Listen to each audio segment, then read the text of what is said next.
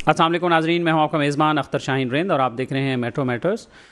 नाजरीन, 2023 साल गुज़र गया अपने साथ। बहुत सारी खुशियां भी लाया था, बहुत सारे गम भी लाया था। 2023 में बहुत सारे सानहात भी हुए। हम अगर इंटरनेशनल भी ना बात करें, पाकिस्तान के हवाले से सिर्फ देख लें और कराची शहर के हवाले से बात कर लें, तो 2023 में जो एक इंतहाई अफसोसनाक वाक़या हुआ और तवातुर के साथ ऐसे वाक़यात हुए, वो आग लगने के वाक़यात थे। आतिशज़दगी के कई ऐसे वाक़यात हुए जिन्होंने कई कीमती इंसानी जानों को निगल लिया। इंसान ज़िंदा जल गए, जायदादें जल गईं और बहुत बड़ा नुकसान हुआ। और ज़ाहिर है कि जिस घर में एक भी बंदा चला गया उसका तो वो उस घर के लिए तो वो एक क़यामत सग़रा से कम नहीं था। इसी हवाले से हम बात करेंगे कि गुज़िश्ता साल 2023 में आग लगने के वाक़यात कहाँ कहाँ हुए, क्या वाक़यात हुए, उससे कितना नुकसान हुआ और उनकी तहकीकाती रिपोर्ट्स क्या रहीं और क्या किसी ने उनसे कुछ सबक सीखा और आगे हम ऐसी आग से कैसे बच सकते हैं। अब 2024 शुरू हो चुका है, साल का पहला दिन है। आप सबको भी साल की मुबारक हो, नए साल की। और हम सब ने और हुकूमत पाकिस्तान ने भी इसको पहले की तरह उस तरह नहीं मनाया, चूँकि हम फ़लस्तीनी भाइयों से ये इज़हार यकजहती कर रहे हैं और इस हवाले से हमने उसको बहुत ज़्यादा जैसे शोर शराबे से मनाते हैं उस तरह नहीं मनाया, सादगी से मनाया। लेकिन मैं आपको नए साल की मुबारकबाद हो।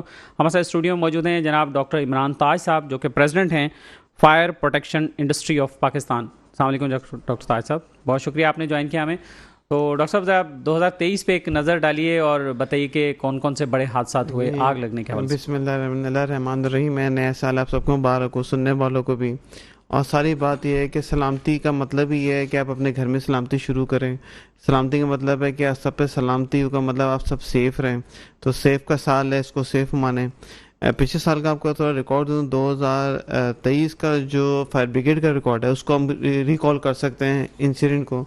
तो उन्होंने जो रिपोर्ट जमा कराई वो बोलते हैं 2150 इंसिडेंट रिकॉर्ड हुए पिछले साल के अंदर। 2150 जिसमें वो बोलते हैं कि जनवरी के अंदर जो है सबसे ज़्यादा रिकॉर्ड हुए, जिसको बोलते हैं 350 के करीब, 356 एक्चुअली रिकॉर्ड हुए, 356 को जनवरी में रिकॉर्ड हुए। उसके बाद फरवरी में इनको 170 केसेस रिकॉर्ड हुए। उसके बाद 186 रिकॉर्ड हुए मार्च में, 170 अप्रैल में, 178 मई में, 124 जून में, 128 जुलाई में, 100 अगस्त में, सितंबर में 103, अक्टूबर में 181, नवंबर दिसंबर मिला के तकरीबन 250, टोटल 2150 रिकॉर्ड हुए। टोटल के कोई पास भी महीना ऐसा नहीं गया जिसमें 100 से कम हुई। मैं ज़्यादा ही गया। और ये तो मैं कैलकुलेट ही कर रहा था, 179 एवरेज है पर मंथ। बिल्कुल, आप देखे जाए तो ये वो है जो रिकॉर्ड हुई, जिसको इन्फॉर्म किया गया। हम तो बोलते हैं 90% लोग तो इन्फॉर्म ही नहीं करते, 90%। मतलब अगर मैं मानूँ तो मुझे उसको मल्टीप्लाई मैं करूँ तो मेरे 20,000 आग लगी होंगी तो 2100 रिकॉर्ड हुई। तो उसमें ये कि मतलब दैट मीन्स कि ये बड़ी वाली आग थी जो खुद से कोई बुझा नहीं पाया। और ये वही आग थी जिसके बाद ने कहा कि भाई फायर ब्रिगेड को बुला दो, अब तो काम नहीं होगा। तो ये वो वाली आग थी और जिसमें बहुत सी जगह ऐसी जगह पहुंच भी नहीं सकते फायर ब्रिगेड, उन्होंने इन्फॉर्म भी नहीं करा। टोटल 29 फायर स्टेशन थे जहाँ पर रिकॉर्ड हुआ, जिसमें सबसे बिजी जो था वो सदर का था। मैक्सिमम रिकॉर्ड सदर की तरफ है, क्योंकि वो एरिया ऐसा था कि वहाँ पे लोग टॉयलेट नहीं करते, फटाफट इन्फॉर्म करते हैं, फायर ब्रिगेड जल्दी पहुँच जाती है। बिजी सदर का था। उसके बाद इनका जो था वो हॉक्सबे वाला था जो साइट को कवर करता है, कोरंगी वाला था। जो सबसे पहली खतरनाक आग लगी वो अप्रैल में लगी थी टेक्सटाइल के अंदर, आपको शायद याद हो, जिसमें 4 फायर फाइटर मर गए थे। जिसमें हमने बड़े प्लान किया था कि जी फायर फाइटर को सेफ्टी नहीं मिलती, फायर फाइटर क्या करे, फायर फाइटर वो क्या करे। आज ख़त्म होने वही रो रहे हैं पूरे साल के बाद भी, कि आज भी फायर फाइटर को वो चीज़ नहीं मिलती, उसकी सेफ्टी जिसमें रखी जाए थे वो सिक्योर हो। पूरी दुनिया में हीरोज़ होते हैं, तो हीरोज़ को प्रोटेक्ट किया जाता है। आप देखो वो टी शर्ट पहने हुए आज भी चप्पलें पहने हुए हैं, आज भी उनको चीज़ें नहीं मिली हुई। अच्छा, मैं ये नहीं कह रहा कि किसको देना चाहिए। मैं चाह रहा हूँ कि हमें खुद समझना चाहिए कि कितना अहम है। अगर मैं किसी फायर फाइटर से आप ना भी कहें, लेकिन ये तो सबको पता है कि किसको देना चाहिए। जिम्मेदारी जिसकी बनती है उसी को देना चाहिए। सारी बातों की बात ये है, देखिए मैं पूरी दुनिया में समझता हूँ कि फायर फाइटर की जो बेसिक स्टार्टिंग हुई ना, वो हुई थी, उसको बोलते हैं बाल्टी फायर ब्रिगेड से। तो पूरी दुनिया में जो हुआ था कि बाल्टी पकड़ के एक दूसरे को कैरी ऑन करते थे, उससे आग बुझाते थे। तो ये हिस्ट्री है कि आपको खुद इन्वॉल्व होना पड़ेगा, खुद वॉलंटरी इन्वॉल्व होना पड़ेगा। जब तक के वॉलंटरी लोग नहीं आएंगे आगे नहीं बढ़ेगा। ये कोई थाना वाला नहीं कि जिसकी नौकरी लगी हुई काम वही चोर को पकड़ेगा। हम चोर को खुद भी तो पकड़ते हैं, ऐसे आग के लिए हमने खुद भी तो कुछ करना है। तो उसके पहला लॉ तो ये कि अपने पास जो खासतौर पर इंडस्ट्रीज हैं उनके पास सेफ्टी इक्विपमेंट मौजूद हो, ताकि अगर फायर फाइटर हैं बोले जी ये सूट पड़ा हुआ है, ये सिलेंडर पड़ा हुआ है, ये चीज़ पड़े आप लगाएं। अगर मैं आपकी तरफ वापस आता हूँ इस हवाले से। नाज़रीन, गुज़िश्ता साल 2023 में आग लगने के जो वाक़यात हुए हैं उस पर हमारे रिपोर्टर ने एक रिपोर्ट तैयार की है। आइए वो हम रिपोर्ट देख लेते हैं और फिर इमरान ताज साहब से दोबारा गुफ्तगू करेंगे।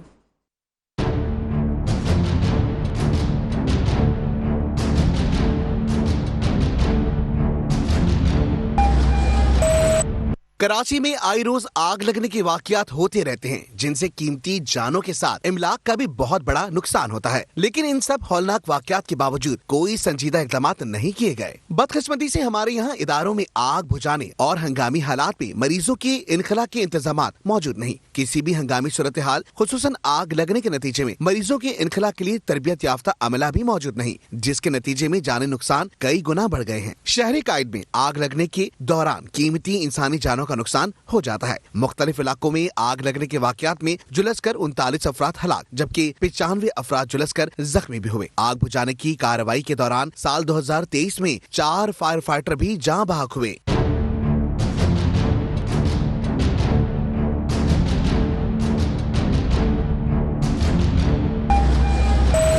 सरकारी जराये के मुताबिक साल 2023 में न्यू कराची सनती एरिया के इलाके में फैक्ट्री में लगने वाली आग पर काबू पाने के दौरान 4 फायर फाइटर जान बहक हुए। आतिश ज़दगी के वाक़ये में जनवरी में 5 अफराद जान से गए, फरवरी में 2, अप्रैल में 6, मई में 1 शख्स, जून में 1 शख्स जान बहक हुआ। खुशकिस्मती से साल 2023 के मार्च और जुलाई के महीनों में आग लगने का कोई वाक़या रोनुमा नहीं हुआ। साल 2023 के अगस्त में 4 अफराद झुलसकर जान बहक हुए, सितंबर में 3 और अक्टूबर में 1 शख्स झुलसकर जान बहक हुआ। नवंबर में जौहर मोड़ पर शॉपिंग मॉल में लगने वाली हौलनाक आग से 11 अफराद को अपनी जिंदगी से हाथ धोना पड़ा। साल 2023 में 6 दिसंबर को आयशा मंजिल पर अरशी शॉपिंग मॉल से आग लगने से 5 अफराद मौत के मुंह में चले गए।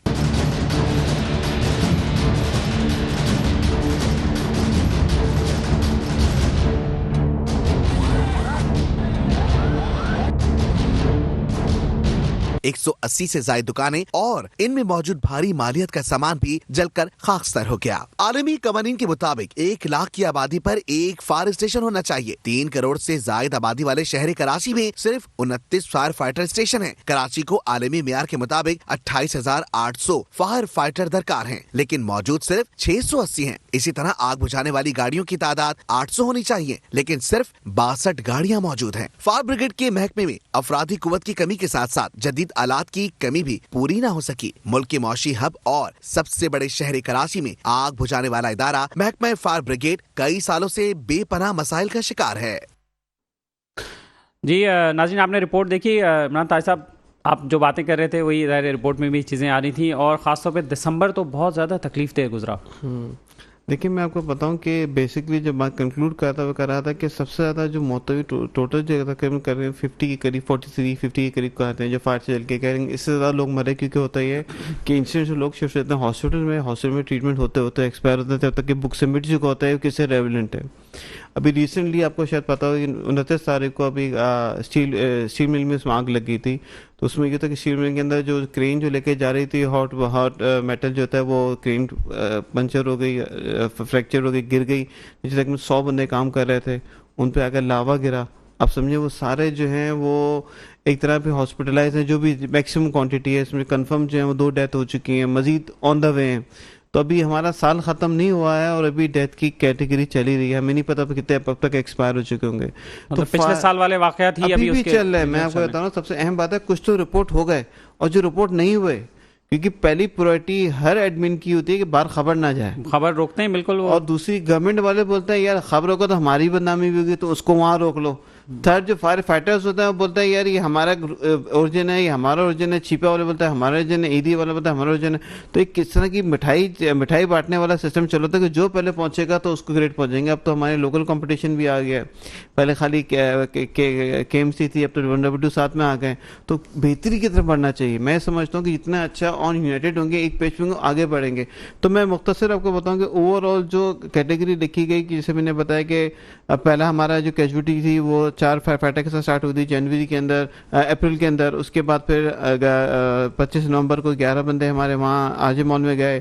फिर 5 कहते हैं या 6 कहते हैं उसमें मरे जो अर्शी मॉल में थे। 2 जो थे अभी मैंने आपको बताया कि उसकी कैटेगरी कंफर्म नहीं हो रही, लेकिन वो स्टील मिल में गए। तो अब ये वो लोग हैं जो इन्फॉर्म्ड हो गए, 90% एसओजी इन्फॉर्म नहीं होते। और छोटी आग या बड़ी आग का मकसद होता है कि कैजुअलिटी होगी तो आग बड़ी है, चाहे उसमें एक बंदा का है 2 बंदा का है। आप पिछली आग को देखें, पिछले साल की आगों को देखें, उससे पिछले साल की आगों को देखें, छोटी छोटी आगों में बस धुआं भर के बंदा एक्सपायर हो गया है। अभी हम बात कर रहे हैं सिलेंडर ब्लास्ट भी हुए हैं कई शहर में, सिलेंडर ब्लास्ट हुआ है, पूरी उससे भी बिल्डिंग आग लगी, उससे भी बिल्डिंग गिर गई। देखिए मैंने बहुत पहले हमेशा बात को बताया कि जब तक कि आप प्रिवेंशन नहीं करेंगे, आप किसी को ब्लेम नहीं करें।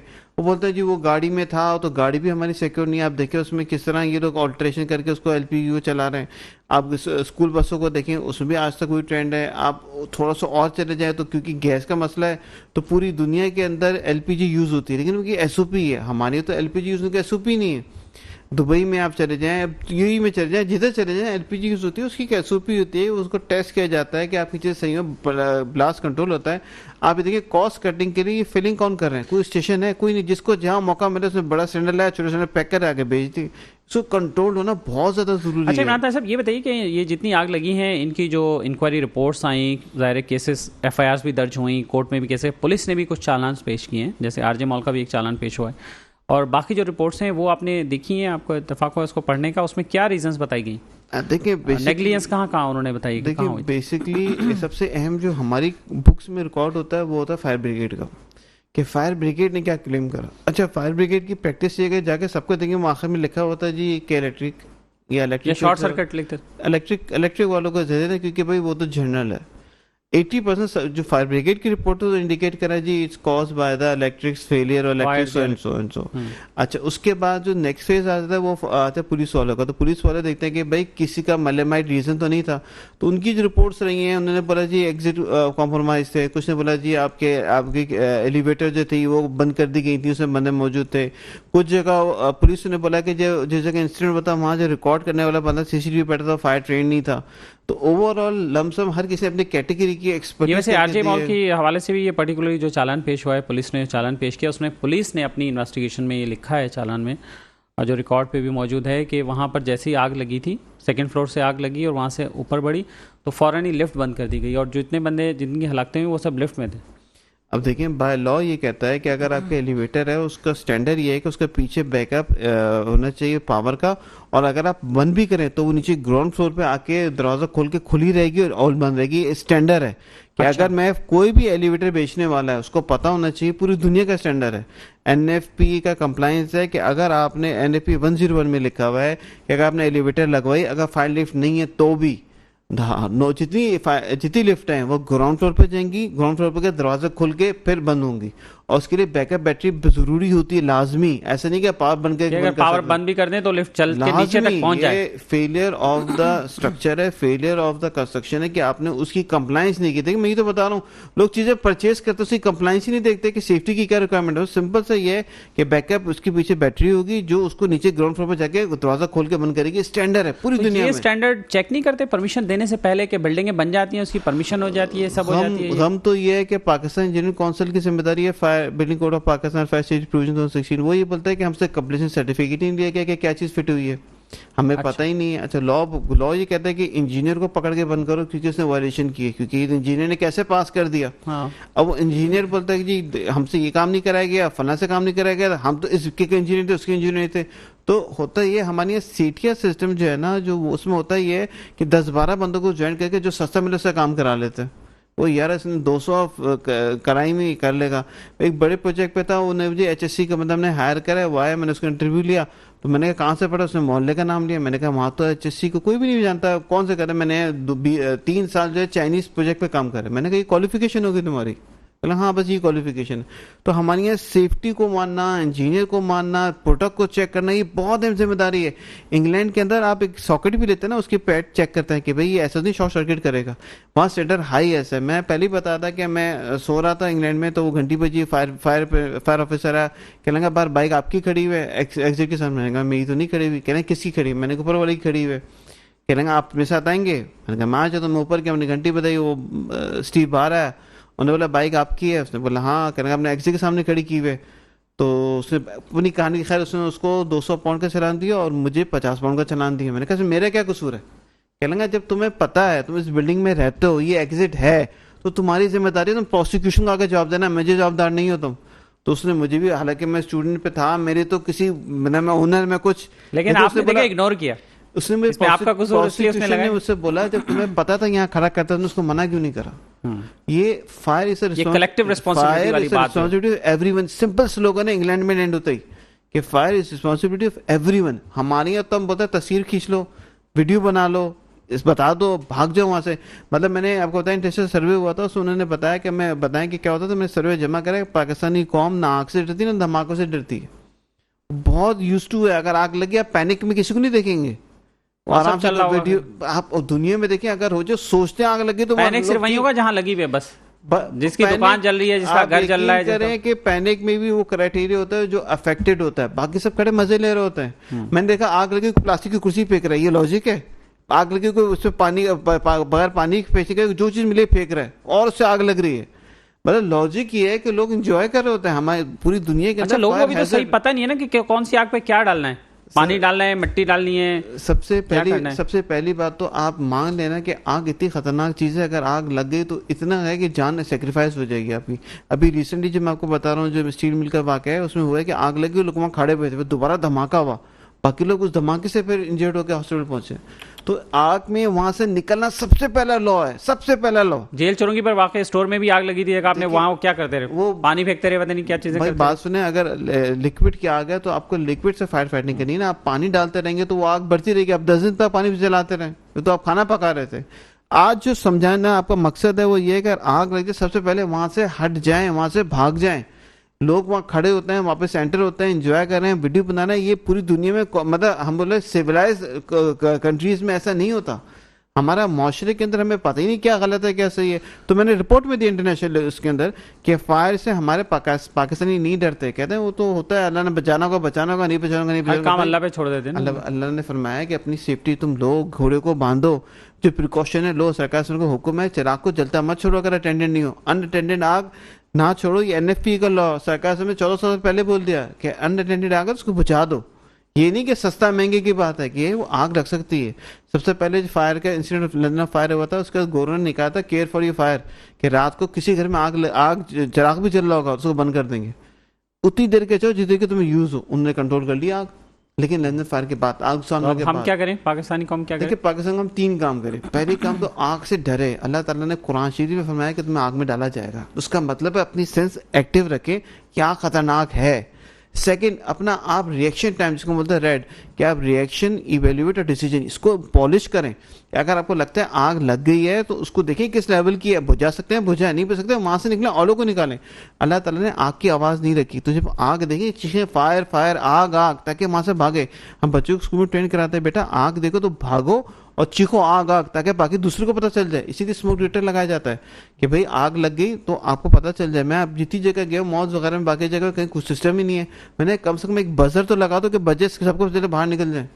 हॉस्पिटल्स में भी नहीं है कि भाई यार डिसिप्लिन होगा। मैंने कहा बजर तो लगा, बाकी तो बंदे को निकाल दो आप, क्योंकि हमारी ऐसे कई वाक़े तो अस्पतालों में, आईसीयूज में, इधर उधर वहां भी पेशेंट देखिए बेचारे इलाज के लिए आए थे, वो जल के मर गए। आरजे मॉल का ले लें, अगर सबको पता चल जाता आग लग गई, सब भाग जाते। कुछ को तो 2 घंटे बाद पता चला, कुछ को 1.5 घंटे बाद पता चला, अंदर ही काम कर रहे थे, सुबह 6 बजे आग लगी। तो अभी जितने भी इंसिडेंट हैं, 3 काम सबसे पहले करने हैं। पहला काम तो अब आग से डरें। अल्लाह ने कुरान में फरमाया, तो उसका मतलब ये है कि खतरनाक चीज है। और कुरान के पास, अच्छा कुरान के बाद अगर दुनिया की बात करें, दुनिया में लोग पुराने जमाने में नुकसान पहुंचाते आग लगा के, इसी चीज जला दो, टेंट जला दो, फना जला दो। नुकसान का मकसद ही आग होता था। तो आग से कितने डरने की जरूरत है? मैंने पीएचडी किया तो मैं तो फायर की सारी देखता हूँ कि पूरी दुनिया में सबसे बड़ा जो वेपन तो फायर होता था। आग की जब बारूद बना, उन्होंने कहा रेवोल्यूशन आ गई। बारूद क्या है? धमाका ही है ना, फायर ही है ना। तो आग से डरे, पहले उसकी प्रिकॉशन सबसे पहले ही आग देखें तो शोर करें, वहां से हट जाएं ताकि कैजुअलिटीज ना हो। आग बुझा सकते हो तो जरूर बुझाएं। और सबसे आखिर बात यह कि इसकी ट्रेनिंग रखें, अपने बच्चों से डिस्कस करें, आग लगी तुमने कहाँ जमा होना है, हमने क्या करना है। जब तक अवेयरनेस नहीं हुई, मैं आपको सही बता रहा हूँ, कोई सोल्यूशन नहीं है। पिस्तौल खुद नहीं बंदे को मारती, पानी खुद आग नहीं बुझाता, जब तक कि आपकी ट्रेनिंग नहीं हो। आपको पता हो कि आग लग गई, वहां आपने शोर करना है, वहां से हटना है। और ये मजीद देखें ना, आप जैसे हम बात करें गैंग में हम लोग कॉम्प्रोमाइज कर देते हैं, एग्जिट कॉम्प्रोमाइज कर देते हैं, तू एग्जिट नहीं बनाते। इंजीनियर को नहीं पता फायर क्या लॉ है, हमारा लोकल लॉ है कि फायर बिल्डिंग के अंदर फायर इंजीनियरिंग के हर इंजीनियर को पता चाहिए बिल्डिंग कोड ऑफ पाकिस्तान क्या है। पूछे कितने इंजीनियर को पता है, जो नहीं उनसे कहा पढ़ो, मतलब मैं ये चाहता हूँ कि अवेयरनेस बस अगर आखिरी बात क्या हो कहेंगे, जाए। हमारी सेगमेंट का टाइम खत्म है। देखिए सारी बातों की बात है, सरकार में तो में से अफजल वो लोग हैं जिनको इल्म मिला। तो आप में से जो कुछ पढ़ लिख गए हैं वो building code of Pakistan download करें, इंटरनेट से पढ़ें कि आपकी रिक्वायरमेंट है क्या। आपका आपके पास सबसे पहली चीज़ है प्रोटोकॉल के, आपके फ्यूचर लगे होने चाहिए, आपकी डायरेक्शन लगे होने चाहिए, एग्जिट पाथ होने चाहिए, और सबसे बाद ट्रेनिंग की आग लगी तो हमने करना क्या है। बहुत शुक्रिया आपका डॉक्टर इमरान ताज साहब, Thank you हमारे so साथ much. मौजूद रहे और हमेशा ही हमारी कॉल पर अवेलेबल होते हैं। बहुत शुक्रिया। हम भी कोशिश करते हैं कि इस हवाले से अवेयरनेस जो है वो आवाम को मिलती रहे। बहुत शुक्रिया आपका। और नाज़रीन, वक्त हुआ एक ब्रेक का। ब्रेक के बाद वापस आते हैं और सिंध हेल्थ केयर कमीशन के CEO जनाब डॉक्टर एहसन कवी साहब से गुफ्तगू करते हैं कि कमीशन ने गुज़श्ता साल क्या किया है। एक ब्रेक के बाद।